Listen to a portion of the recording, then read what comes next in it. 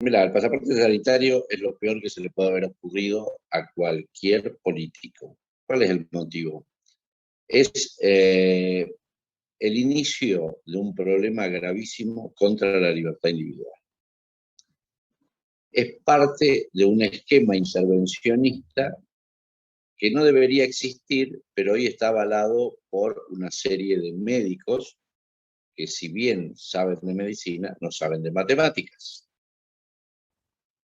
Entonces, han incorporado en el mundo político una forma de estar trabajando contra este virus inadecuada. Y esa inadecuación de esa forma de trabajar hace que quieran imponer un pase sanitario que no sirve. ¿Estás hablando desde el punto de vista político o desde el punto de vista sanitario? De los dos. ¿Por qué de los dos? ¿Cuál es el tema? Primero, en política. Política hay que tener muy en cuenta que la libertad individual... Si considerás, te estoy agarrando a vos, Berti, para preguntarte si es para vos invencible el populismo o no.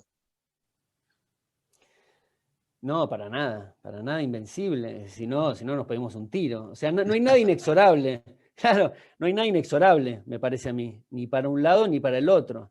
Qué sé yo, nosotros dos y un puñado más de liberales seguramente vamos a estar de acuerdo en ciertas cosas, que si nosotros quisiéramos proponer un sistema, estoy seguro que sería un sistema como la gente, basado y pivoteado en la libertad. Nada más que, ¿cuál es el problema? Que hay otra gente que no piensa distinto. Entonces, ¿cómo se hace para cambiar la forma de pensar de la gente? Bueno, con la educación y con la difusión. Es la única manera. Y de hecho hay países que lo hacen y han llegado a eso. La Argentina, a la inversa, ha pasado digamos, back and forth, el mismo asunto. Ha pasado de ser un país de bárbaros a ser una potencia mundial y de nuevo a ser ahora, estar peleando puestos con Mozambique. Que compende este programa de hoy es ¿por qué siempre llegan los peores? Porque siempre llegan los peores al gobierno. Y bueno, estamos hablando un poco de las esferas de poder, ¿no? La política tiende, hay que ser cuidadoso en mi punto de vista, pero tiende a ser selección adversa. O sea, preguntémonos por qué. Vamos a dar por buena tu afirmación, que creo que tiene parte de razón, ¿no? Y establezcamos como hipótesis para charlar que la política, a diferencia del mercado, o de algunos mercados, pues podemos también discutir cuáles son los incentivos del mercado y cuál es la política, pero tiende a ser de selección adversa, es decir, llegan no las personas más escrupulosas, no las personas más honestas, no necesariamente las personas más preparadas. En Argentina es verificable esa hipótesis. No necesariamente tiene que ser así, pero... Bueno, preguntémonos por qué. Bueno. Y yo creo que eso fue uno de esos grandes méritos y por eso la comunidad intelectual y académica un poco la rechazan en Rand.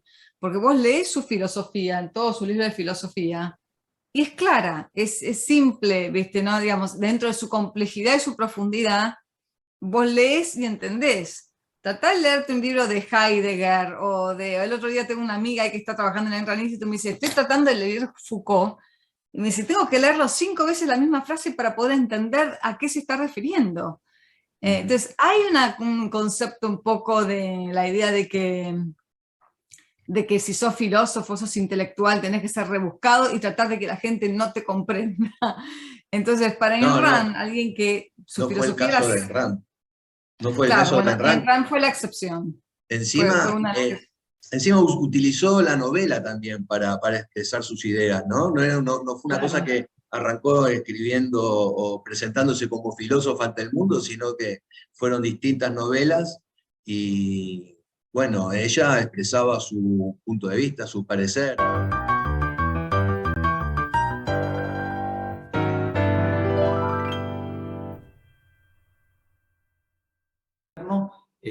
Como digo yo, la última presidencia liberal fue uno de los gobiernos más republicanos en la historia del siglo XX porque gobernó con total respeto por la oposición, a veces la de su propio partido, pero con un total respeto hacia los inversores, hacia la economía, hacia el trabajador. O sea, es como cuando vos, el trabajador está contento, el empresario está contento, el inversor extranjero está contento, los inmigrantes vienen porque te ven como un país mejor que de donde vienen. Los intelectuales están tan creativos que producen obras que son hoy todavía parte del acervo cultural argentino. O sea, fue virtuoso y fecundo en sus realizaciones, ¿no? O sea, hay Sí, sí, pocos sí. gobiernos que uno puede decir que fueron tan fecundos y donde había una especie de alegría colectiva, de felicidad, y de eso se trata, ¿no? A la hora de gobernar un país, vos tenés que, como dicen los americanos, ¿no? De la búsqueda de la felicidad, ¿no? Todo individuo tiene derecho a la búsqueda de su propia felicidad. Bueno, creo que el gobierno de Alvear se logró. Todas, la del obelisco en el año 2020 fui a Olvídate, todas. olvídate. He visto marchas tremendamente multitudinarias y también vi una que se improvisó en el momento, vamos esta noche al obelisco y estaba solo. O sea, andá a saber quién Sí. fue la idea de quién lo convocó como para generar que después estaban. Había más periodistas que gente. ¿Y para todo para qué? Para informar de que ya no va nadie. Pero Porque también había mucha contrainteligencia y vos ponías una fecha y te largaban otra, sí, la verdad y que hubo tampoco estaba bueno que fueran hubo un mes que tantas había 5 marchas. marchas. ¿Cómo un mes 5 marchas? Pará un poco, ¿entendés? Uno Sí, también era demasiado, sí. pero esos son laburos de inteligencia. Laburo El de PRO se inteligencia. mandó buen rastrillaje en las marchas también, ¿eh? A ver, hay de todo acá, hay de todo acá. Pero volver un poco al contacto cara a cara, incluso hasta con los políticos, ir al Congreso cada tanto, recordarles que no están de acuerdo con lo que están haciendo, no solo por las redes. Claro, exacto. Eso, vamos por ahí entonces. Y cortarles el chorro, sé que me van a entender, cortarles el chorro en todo lo que se pueda. Bueno, Contextualizarla la guerra, es decir, ponerla en su contexto. Claramente se trata del primer conflicto, uno de los primeros conflictos de escala de envergadura realmente importantes. No es que los otros no hayan sido importantes, sino que afecta al mundo occidental en medio del reinado de las redes sociales. Y y de los smartphones. Es decir, todo el mundo comunicado y comunicando. comunicando, exacto. Claro. Comunicado y comunicando, todos, desde los soldados, los generales, el Kremlin, los ciudadanos, acá, allá, más allá, al norte, al sur, arriba, abajo, donde sea, el ser humano está comunicado, entonces, y tiene opinión, y hay fake news. Entonces, en ese contexto, una guerra que convulsiona tanto, que provoca tanta El algoritmo yo creo que más que nada se desprende de, sobre todo lo que es en realidad el liberalismo. Yo creo que confundir el liberalismo con un marco institucional es un error porque en realidad el liberalismo es sustancia moral, es la libertad de interacción y de voluntad y de elección de las personas en su total libre albedrío de hacer con su propiedad primaria lo que se les plazca siempre y cuando no inflijan ningún daño o ejerzan algún crimen a un tercero. Entonces, en un mundo tan centralizado donde directamente, prácticamente cada transacción, cada movimiento, todo está monitoreado directamente por un gobierno centralizado, es donde entra más que nada la premisa del algoritmo como una contrarrevolución hacia lo que se está sucediendo ahora. Entonces, Conkin desarrolló esta idea de que lo mejor que podemos hacer para evitar todos los ciclos directamente estatistas de crecimiento desmesurado del poder centralizado, recurrir al eje central de la interacción del ser humano. Ágora significa...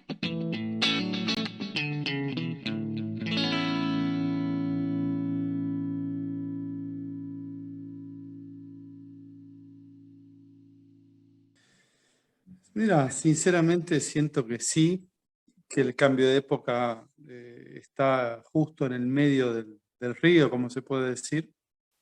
Es un proceso que viene a darse producto del descenso sistemático de la calidad de vida, mezclado que tiene como causa las malas decisiones de la política en los últimos 20 años, que son los que están logrando que toda esta situación se empiece a dar acá en la Argentina, ¿no? Hay un cambio de época fuerte donde empezamos a mirar con cariño algunas ideas que habían sido olvidadas o mal vistas o sepultadas por un sector de la sociedad.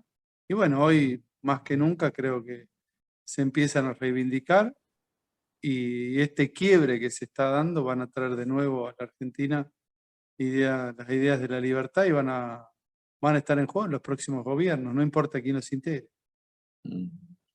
Justamente hiciste una figuración importante diciendo como que estamos en el río, en el... A ver, yo creo que el contexto mundial es favorable a Argentina, no lo sabe utilizar el gobierno por varias razones. Primero, por un mal diagnóstico de los problemas que tenemos, que es desde antes de que comenzara el gobierno. Ellos no entendían bien la dificultad que teníamos. Segundo lugar, la mala praxis es de una magnitud extraordinaria. Y en tercer lugar, el conflicto que tienen, porque cualquiera sea la mala praxis o el mal diagnóstico, si usted se está matando en la cubierta digamos, del barco, en la zona de mando, es muy difícil que, aún con las mejores circunstancias, le vaya bien. O sea, yo creo que esas tres razones, mal diagnóstico, mala ejecución, y digamos, la clave de una coalición de gobierno es dar gobernabilidad, es llevarse bien, es cooperar. Ellos hacen todo lo contrario. Entonces, cuesta entender cómo no estamos peor. O sea, a mí hay momentos que me parece que es un milagro que las cosas no estén peor, dada la ineptitud. Diría que en primer lugar, es cierto y reafirmo lo que usted dice sobre la aparición de la denominada opinión pública. Digamos que es moderna, muy moderna. La opinión pública deviene a partir de lo que fueron los antecedentes de la Revolución Francesa, los salones de lectura. Bueno, hay toda una historia con los medios de comunicación que luego, por la electrónica, se transforman en radiales televisivos, en otro orden cinematográficos. Pero es verdad, siempre existieron. Lo que pasa es que la circulación y la expansión de los medios de comunicación no conocían un fenómeno propio, yo diría, de la revolución industrial, que es la sociedad de masas. Entonces, los auditorios, llamémosle así, son mucho más inmensos, mucho más grandes que lo que eran sociedades donde había menos habitantes, esto es matemático, pero aparte... Momentáneamente el teléfono. Decía que hay muchos liberales que creen que aquí se ha gestado una revolución liberal de la nada y que ahora toda la juventud es liberal, si bien hemos hecho un esfuerzo enorme, y particularmente a través de los medios digitales, que es como la televisión de la gente joven, para que eso tuviera una cuota de realidad, me parece que queda muchísimo por militar. Me parece que hoy el liberalismo está en la Argentina, ¿no? Y este grito por la libertad tiene mucho que ver con el hecho de que en 2020 se han cercenado justamente nuestras libertades, digamos. No es que esta popularización del liberalismo en este último periodo ha sido porque la clase trabajadora se puso a leer a Hayek, sino porque realmente a raíz de la pandemia de COVID se han cercenado todas nuestras libertades, digamos. No olvidemos que no se nos permitía siquiera circular libremente, lo cual está garantizado por nuestra Constitución Nacional aquí en la Argentina, que tiene bases liberales.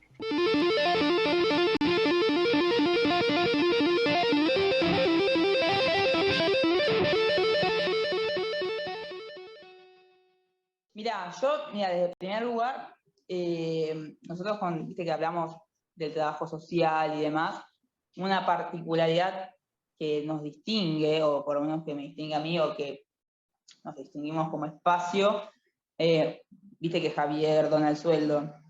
Sí. Bueno, yo a mis clases, que siempre viví de las clases también, o sea, siempre cobré eso, hoy también hoy resigné ese sueldo de las clases, de los dojos, y cuando voy a hacer trabajo social, pongo de mi plata, ¿no? Eso es algo distinto, porque es fácil ser solidario con dinero ajeno, ¿no? Lo que hacemos con Javier, bueno, él desde su lado, yo desde el mío, que está bien, yo cobro el sueldo de la legislatura, pero renuncié al sueldo que es mucho mayor al de las clases, ¿por qué? Yo prefiero ayudar. Bueno, a ver, en realidad lo que tenemos en la economía argentina es un Estado totalmente sobredimensionado. Para que tengamos una idea, el gasto público consolidado, que es el gasto que hace la nación, las provincias y los municipios, porque el bolsillo de cada persona sale para mantener los 3 niveles de gobierno. En la década del 80 y del 90, en esas 2 décadas, el gasto público consolidado era más o menos unos 30 puntos del Producto Bruto. Con el kirchnerismo llegó al 48%, un poco más ahora. O sea, son casi 18 puntos más del producto.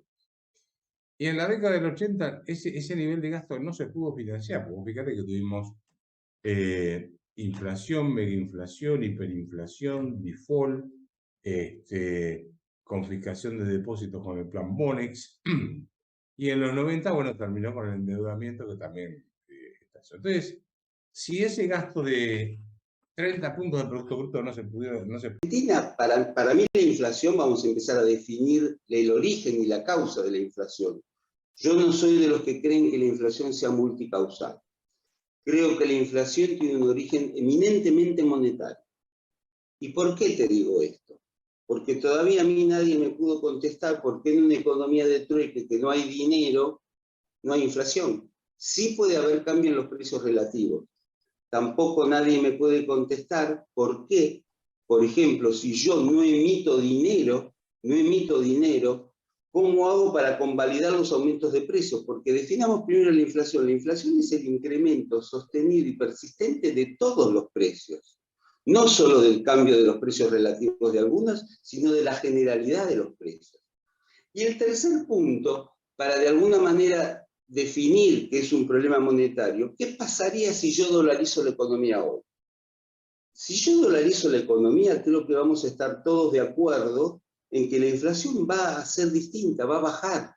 Va a bajar en una primera etapa hasta que se va prácticamente... Hay un análisis muy de manual que se hace, ¿no? Como que un día a los ingleses se le ocurrió, andaban por acá, vieron luz, tocaron timbre y se metieron, ¿no? Eso no ocurre. Digamos, una flota de guerra no se mueve sin la aprobación o por lo menos el guiño del almirantazgo, de su Estado Mayor, ¿no es cierto? Entonces, lo que tenemos que ver es cómo se estaba perfilando el mundo. El siglo XVIII es un siglo de disputas donde el mundo mediterráneo, el mundo católico con una visión económica de la vida, una visión social y política, generaba una ecúmene importante. Francia era el reino católico más poderoso de Europa, y España, te diría que era el imperio católico más poderoso en todo el orbe. Es decir, pensá que ocupaba todo el continente americano, de norte a sur. Es decir, geopolíticamente, España ocupaba, como podríamos decir, el mediocampo en un partido de fútbol. Yo no soy...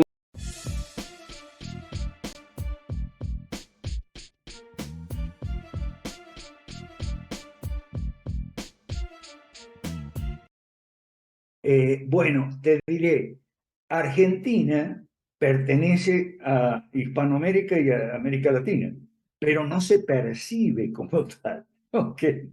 O sea, cree que está, no cree nada. Argentina es una caja hermética. Se vive pendiente de lo que pasa en Argentina. ¿Okay? Ahorita, por ejemplo, el fiscal Luciani, la causa vialidad, el atentado, Sabac Montiel y Brenda Ullarte, y de eso yo sigo las noticias, pero de eso están pendientes y más nada. Mientras tanto, el mundo cambia y la región cambia. ¿El mundo cómo cambia? Muy simple, Occidente y software, ¿ok? Fíjate cómo los Estados Unidos no pueden tirar un cohete, Están con el cohete ese espacial. Antes los tiraban así como quien tira cohete en Navidad, ¿no? Pero ahora no, los piden postergando porque les salen mal las cosas. O sea, el capitalismo se mudó a Oriente, se mudó a China más específicamente. Acá tenemos un problema con las LELIC, que es que no figura dentro de las metas del acuerdo con el fondo, y los acuerdos con el fondo son por ley. Entonces se va O sea, todo por ahí.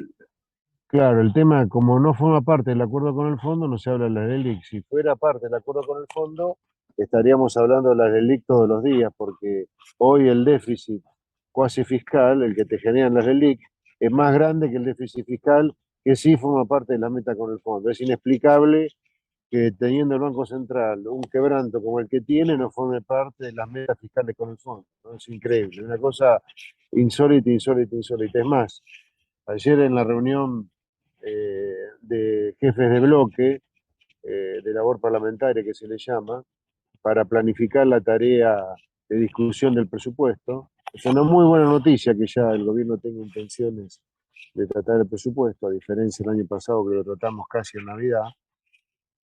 Pero ayer en la labor parlamentaria, te decía, vinculado con el Banco Central, yo pedí al presidente de la Comisión de Presupuesto y Hacienda y a la presidenta de la Cámara de Diputados, Cecilia Yo, a ver, yo siempre fui, es raro en mi caso, yo siempre fui contrera dentro del ambiente del stand-up, siempre fui peleón, fui cabrón siempre. Yo soy de sangre tana, italiana, más allá de que tengo negro africano, también tengo sangre italiana, y como todo buen italiano me gusta pelear. Entonces, siempre fui medio guerrero dentro del ambiente, siempre fui muy laburador también, y en otros casos también muy solitario. El stand-up igual, la comedia es solitaria, porque vos te subís solo al escenario, por más que a veces tenés un elenco y todo. Pero el crecimiento es muy personal, es muy personal. Entonces, si bien, obviamente, una vez que empecé a meterme fuerte a lo que es el humor político y empecé a dar más mi postura, y eso divide aguas y te hace crecer, pero también te hace pelearte con mucha gente, yo ya venía acostumbrado a cagarme a puteadas con los colegas. Entonces, en ese sentido, tampoco cambió tanto. Sí, te puedo decir que, obviamente, todo lo que es el foro artístico, el ambiente artístico, el mundo artístico, en gran mayoría. Sí, en Argentina el mal uso de la palabra patriotismo ha quedado relegado a un término muy rimbombante, ¿no? Como si fuera un término que está solamente circunscripto a los padres de la patria. Y patriotismo es simplemente amar lo de uno.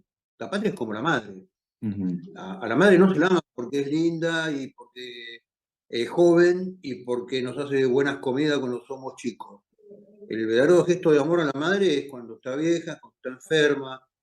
Y la patria es como la madre. La patria es el primer amor del ser humano. La patria remite a lo que fuimos, a lo que somos y a lo que debemos ser en el futuro. Remite al pasado y remite al futuro. Y el amor a eso, el amor a las tradiciones, el amor a la forma de ser, todo eso está vinculado con el patriotismo. Las personas que a través de un gesto de falsa racionalidad dicen, no, yo no siento ningún amor por mi patria, lo que tienen es un serio problema en su afectividad. Hay algo que está funcionando mal en la afectividad.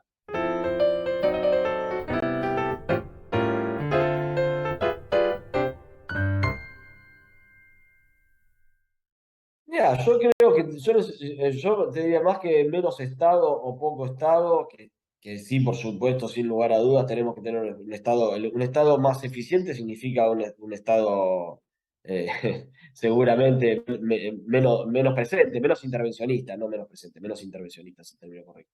Claro, el Sin tema, lugar a dudas, la disculpame, presidencia el tema disculpame que te interrumpa, el tema sería menos intervencionista, porque, por ejemplo, Ayn Rand decía que yo puedo tener un Estado chico, pero si ese Estado te saca el 70% de tus ingresos, estamos en lo mismo, ¿entendés? Sí, sí, sin lugar a dudas, por eso cambié el término, es intervencionista. Yo creo que sí está claro de que tenemos que ir a un Estado que tenga muy claro cuáles son los roles que tiene, en los roles donde debe participar claramente. Yo ejemplifiqué algunos, pero por supuesto que tenemos que tener un Estado presente en cuanto a lo que tiene que ver con seguridad, sin lugar a dudas. Soy el principal problema de la preocupación de muchísimos bonaerenses y ni hablar platenses. tiene que tener un Estado, por supuesto, eficiente en la justicia, tenemos que mejorar ese rol. Yo creo que la salud. Bueno, a ver, lo primero que tiene que tener Argentina es un diagnóstico claro de dos cosas. ¿Por qué estamos como estamos? Y hacia dónde tenemos que ir, cuál es el objetivo.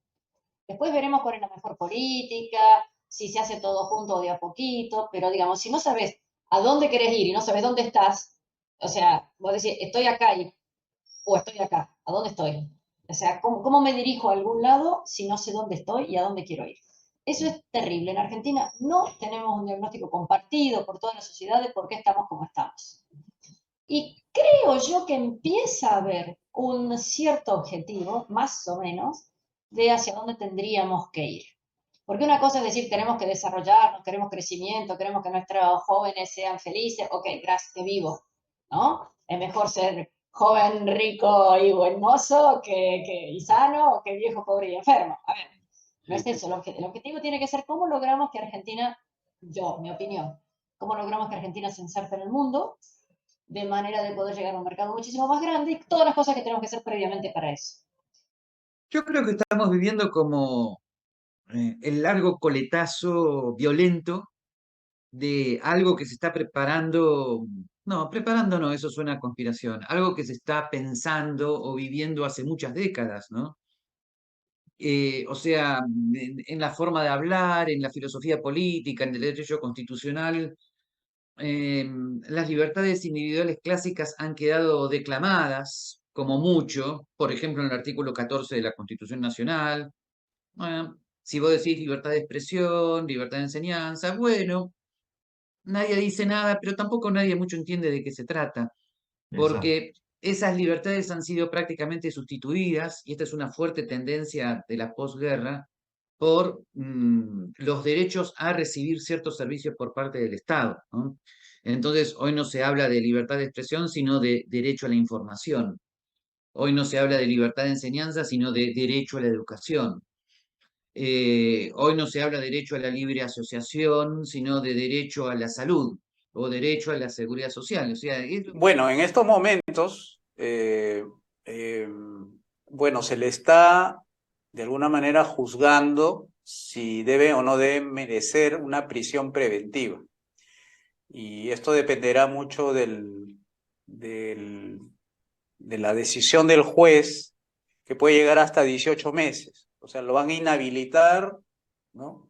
Ya no puede ya él tener contacto con las personas, que lo ha venido haciendo hasta ahora, y lo van a recluir en una cárcel, me imagino, especial, para que ya no tenga contacto con todos sus partidarios y toda la gente que está afuera, en un lugar que está recluido por el momento hasta que el juez disponga donde lo tienen que internar, de manera que ya creo que con eso bajaría un poco las aguas, que están un poco agitadas, y en paralelo a esta situación jurídica del expresidente, se está debatiendo el adelanto de elecciones en el Perú, que estaba previsto para el 2026 y está adelantándose al año